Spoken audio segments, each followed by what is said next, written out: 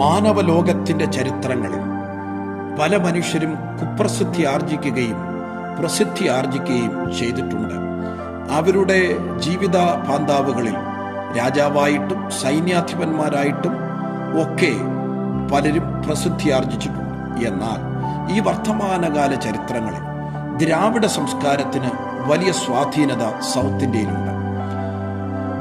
ദ്രാവിഡ സംസ്കാരം സൗത്ത് ഇന്ത്യയുടെ നട്ടെല്ലായിട്ട് നിലകൊള്ളുകയാണ്. ആ നട്ടെല്ലായി നിൽക്കുന്ന സംസ്കാരത്തിന് ഏറ്റവും ഉദാത്തമായി നിൽക്കുന്നത് തമിഴകത്തിൻ്റെ മണ്ണാണ്. തമിഴകത്തിൻ്റെ രാഷ്ട്രീയങ്ങൾ നിയന്ത്രിക്കുന്നത് സിനിമാ ലോകമാണ്. സിനിമാ ലോകത്തിലെ നായകന്മാർ പിന്നീട് രാഷ്ട്രീയ നായകന്മാരായി തീരുകയും അവർ പിന്നീട് അവിടുത്തെ അതികായകന്മാരായി തീരുകയും ചെയ്യുന്ന കാഴ്ചയാണ് നമ്മൾ തമിഴകത്തിൻ്റെ മണ്ണിൽ കാണുന്നത്. അവരുടെ പതനവും ഉയർച്ചയും താഴ്ചയും എല്ലാം നാം കാണുകയാണ്. ഈ വർത്തമാനകാല ചരിത്രങ്ങളിൽ തമിഴകത്തിൻ്റെ മണ്ണിൽ മധുര എന്ന പട്ടണത്തിൽ ഒരു കൊച്ച് സാധാരണക്കാരൻ്റെ കുടുംബത്തിൽ ജനിച്ചു വളർത്തപ്പെട്ട വിജയകാന്ത് എന്ന ചെറുപ്പക്കാരന് സിനിമയിലേക്ക് പ്രവേശിക്കണമെന്നും സിനിമയിലെ ഒരു നായകനായി തീരണമെന്നും അദ്ദേഹത്തിന് വലിയ ആഗ്രഹമായിരുന്നു. അദ്ദേഹം അതിനുവേണ്ടി കഠിന പ്രയത്നങ്ങൾ ചെയ്തു. പിന്നീട് അദ്ദേഹം സിനിമയിൽ അറിയപ്പെട്ട ഒരു മനുഷ്യനായി മാറി. ക്യാപ്റ്റൻ വിജയകാന്ത് തമിഴ് സിനിമാ ലോകത്തെ ഇളക്കിമറിച്ച വീരപരിവേഷമുള്ള ഒരു നായകനായി മാറി. അല്പം കഴിഞ്ഞപ്പോൾ തൻ്റെ കാഴ്ചപ്പാടുകൾ രാഷ്ട്രീയത്തിലേക്ക് പറിച്ചു നടപ്പെട്ടു. അങ്ങനെ ക്യാപ്റ്റൻ വിജയകാന്ത് രാഷ്ട്രീയത്തിലേക്ക് പ്രവേശിച്ചത് വളരെ ചെറിയ തുടക്കമായിട്ടായിരുന്നു. എന്നാൽ അത് വളരെ വേഗം തമിഴകത്തെ പിടിച്ചുകുലുക്കുന്ന ഒരു പ്രതിപക്ഷ പാർട്ടിയായി വളരുമെന്ന് ആരും ചിന്തിച്ചില്ല. തമിഴകത്തിൻ്റെ ഏറ്റവും വലിയ ഒരു പ്രതിപക്ഷ പാർട്ടിയായി വിജയകാന്തിൻ്റെ പാർട്ടി വളർന്നു. അക്കാലത്ത് പുരച്ചിത്തലവി ജയലളിതയ്ക്കെതിരെ ആരും ശബ്ദമുയർത്തിയിരുന്നില്ല. എന്നാൽ അക്കാലത്ത് സിംഹഗർജനം പോലെ തമിഴകത്തിൻ്റെ മന്ത്രിസഭാ യോഗങ്ങളിൽ വിജയകാന്തിൻ്റെ പ്രകമ്പനം കൊള്ളിക്കുന്ന വാക്കുകളും പ്രസംഗങ്ങളും അണ്ണാ ദ്രാവിഡ മുന്നേറ്റ ഘടകത്തിന് ഏറ്റവും വലിയ വെല്ലുവിളിയായി തോന്നി. എന്നാൽ എല്ലാം പെട്ടെന്നായിരുന്നു. തൻ്റെ കൂട്ടത്തിൽ നിന്ന ഓരോ MLA-മാരും മറുകണ്ഠം ചാടാൻ തുടങ്ങി, തന്നെ വഞ്ചിക്കാൻ തുടങ്ങി. കാശിനു വേണ്ടിയും മറ്റുള്ള സ്ഥാനമാനങ്ങൾക്ക് വേണ്ടിയും തന്നെ ഉപേക്ഷിച്ച് എല്ലാവരും പോകാൻ തുടങ്ങി. അവസാനം താൻ ഒറ്റയ്ക്കായി.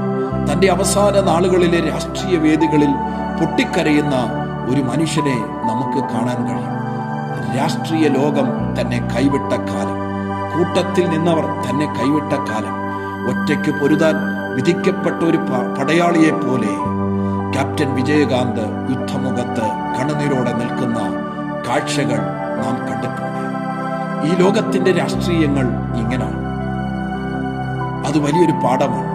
ഇന്ന് കൂട്ടത്തിൽ കാണുന്നവർ, ഇന്ന് ചിരിക്കുന്നവർ, ഇന്ന് നമ്മളെ ആലിംഗനം ചെയ്യുന്നവർ, ഇന്ന് നമ്മളെ തേരിലേറ്റുന്നവർ എല്ലാവരും നമ്മളെ വിട്ട് ഒരു നാൾ കടന്നുപോകും. കൂടൊഴിഞ്ഞ് അരങ്ങൊഴിഞ്ഞ് മനുഷ്യരെല്ലാവരും നമ്മളെ തള്ളിക്കളഞ്ഞ് നാം ഒറ്റയ്ക്കാകുന്ന ഒരു കാലമുണ്ട്.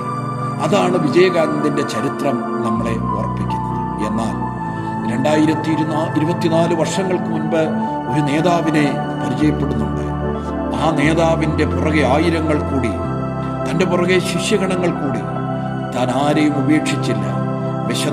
വിശന്നു വന്നവർക്ക് ആഹാരം കൊടുത്തു, തളർന്നു വന്നവരെ ബലപ്പെടുത്തി, രോഗികളെ സൗഖ്യമാക്കി, ഭൂതങ്ങളെ ആട്ടി ഓടിച്ചു, തളർന്ന മനസ്സിന് സന്തോഷം നൽകിയും അവരെ മാറോടണച്ച് കൊണ്ടു നടന്ന ഒരു അരുമ നേതാവിനെ കുറിച്ച് ബൈബിളിൽ നാം വായിക്കുന്നുണ്ട്. തന്നെ അനുഗമിച്ച തൻ്റെ വത്സല ശിഷ്യന്മാർ എന്നോട് യേശു പറഞ്ഞു, ഞാൻ നിങ്ങളെ ഒരു നാളും കൈവിടുകയില്ല, ഉപേക്ഷിക്കുകയില്ല. ഗസ്തമനയുടെ തോട്ടത്തിൽ വാളും വടിയും പരിചയും പന്തവുമായി റോമൻ പടയാളികളും യഹൂദ ചേവകരും ഓടിയടുത്തപ്പോൾ ആ പട്ടാളത്തിന്റെ നടുവിലേക്ക് യേശു ഇറങ്ങിച്ചെന്നിട്ട് പറഞ്ഞു, എൻ്റെ ശിഷ്യന്മാരെ പോകാൻ അനുവദിപ്പീൻ, എന്നെ കൊണ്ടുപോയി ക്രൂശിപ്പിൻ. നിങ്ങൾ എന്നെയല്ലയോ തിരയുന്നത്, അത് ഞാനാകുന്നു. ഒരു നല്ല നേതാവിനെ ഞാൻ കാണുന്നത് അവിടെയാണ്. ലോകചരിത്രത്തിൽ ഒരു നല്ല ഗുരുവിനെ, ലോകചരിത്രത്തിൽ ഒരു നല്ല നേതാവിനെ, ലോകചരിത്രത്തിൽ ഒരു നല്ല മനുഷ്യനെ കാണാമെങ്കിൽ അത് ക്രിസ്തുവിലാണ്, അത് ക്രിസ്തുവിൽ മാത്രമാണ്.